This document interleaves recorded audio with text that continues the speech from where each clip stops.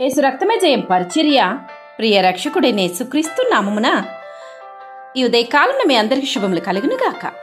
నేను మిమ్మును మీ పిల్లలను పోషించేదనని చెప్పి వారిని ఆనందించి వారితో ప్రీతిగా మాట్లాడేనని దేవుని వాక్యము సెలవిస్తున్నది. అలనాడు యోసేపు తన సహోదరులను పోషించి సంరక్షించి వారి కుటుంబములను కాపాడేదనని అభయం ఇచ్చి ఈ మాట ఇక్కడ పలకడం జరిగింది. నేడు నీవు దేవుని మీద సంపూర్ణముగా ఆనుకునేటప్పుడు ఆయన నిన్ను పోషించును, అనగా నీ ప్రతి భారము భరించును, నిన్ను శ్రమలలో జారిపోకుండా పట్టుకొనును, నిన్ను ఉన్నతమైన స్థితికి దేవుడు నిలవపెట్టును. నీ పిల్లల విషయం గురించి ఆలోచిస్తున్నావా? నీ బిడ్డల గురించి నీవు ఆలోచించే దానికంటే ఎక్కువగా దేవుడు ఆలోచిస్తారు. నీ బిడ్డల విషయంలో ఆర్థిక సమస్యలు, కుటుంబ సమస్యలు, వారికి సరైన విధంగా వారిని పోషించగలిగే విధంగా లేవే, ఇన్ని సమస్యలు తలెత్తుతున్నాయని బాధపడుతున్నావా? భయపడుతున్నావా? భయపడవద్దు. నీ పిల్లలను పోషించే బాధ్యత దేవునికి ఉంది. నీవు తండ్రివి తల్లివని గ్రహించి వారి కొరకు నీవు ప్రార్థించు. అలా కాకుండా నీవు ఇష్టానుసారంగా జీవించుకు. పట్టించుకుని తల్లిగా, తండ్రిగా, మాదిరికరమైన తల్లిదండ్రులుగా నిన్ను నీవు కనుపరుచుకు. లేని ఎడల చేతులు కాలిపోయిన తర్వాత ఆకులు పట్టుకోవడం వలన ప్రయోజనం ఏమీ ఉండదు. ఎవడైనను స్వకీయులను విశేషముగా తన ఇంటి వారిని సంరక్షింపకపోయినడలా వాడు విశ్వాస త్యాగము చేసిన వాడై అవిశ్వాసి కన్నా చెడ్డవాడై ఉండునని వాక్యం సెలవిస్తుంది.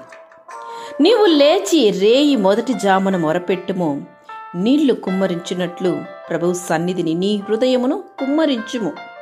నీ పసిపిల్లల ప్రాణము కొరకు నీ చేతులను ఆయన తట్ట ఎత్తుమని వాక్యము సెలవిస్తున్నది. నీ బిడ్డల విషయంలో లెక్క అప్పగించవలసింది నీవే. దేవుని చెంత ఆ యొక్క ప్రశ్నకు నీవే జవాబుదారి.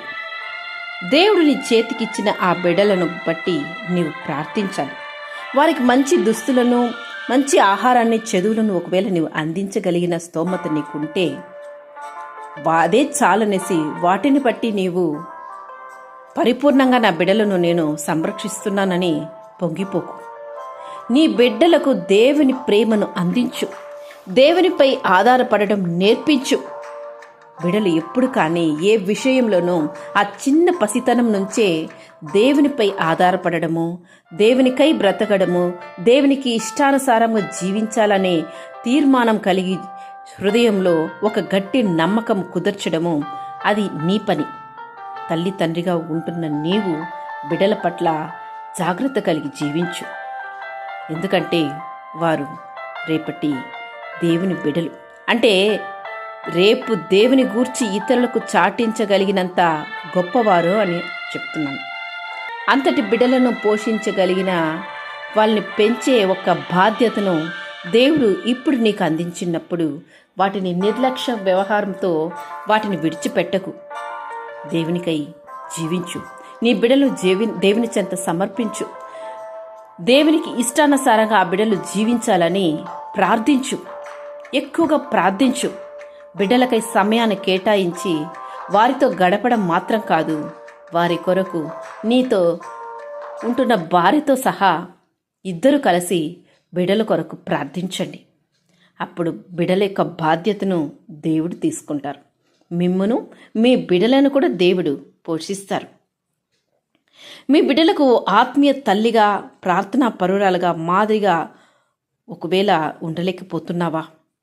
ఈ లోకబంధమైన ముచ్చట్లతో, అందచందాలతో నీ బిడ్డల యొక్క భవిష్యత్తును నిర్లక్ష్యం చేస్తున్నావా? విడిచిపెట్టు.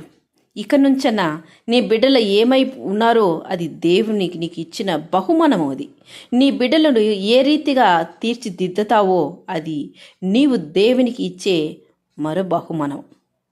నీ బిడ్డలు ఏం చేయబోతున్నావు ఒకసారి ఆలోచించు. నీ బిడ్డల విషయంలో నిర్లక్ష్యంగా వ్యవహరించకు. దేవుని చెంత ప్రార్థించి వారిని దేవునికి ప్రీతికరమైన బిడ్డలుగా సమర్పించు. నిన్ను చూసే నీ పిల్లలు జీవిత విధానాలు నేర్చుకుంటారని గ్రహించు. కనుక నీవు ప్రతి విషయానికి దేవునిపై ఆధారపడినట్లయితే, ప్రతి విషయాన్ని దేవుని చెంత చేర్చేయగలిగిన తల్లిదండ్రువ నీవైతే నీ బిడ్డలు కూడా వాటిని చూసి నేర్చుకుంటారు. నేను నా తల్లి వలె, నేను నా తండ్రి వలె దేవునిపై ఆధారపడతాను, చిన్న విషయమైనా సరే దేవుని చెంత పంచుకుంటాను అని ఆ బిడ్డల హృదయంలో ఆ లోతైన దేవుని ప్రేమ చోటు చేసుకుంటుంది. కనుక బిడ్డలకు దేవుని యొక్క ప్రేమను పంచిపెట్టు. దేవుడు నిన్ను, నీ కుటుంబాన్ని, బిడ్డలను ఆశీర్వదించునుగాక. ఆమేన్. యేసు రక్తమే జయం పరిచర్యలో మీ సహోదరి. God bless you.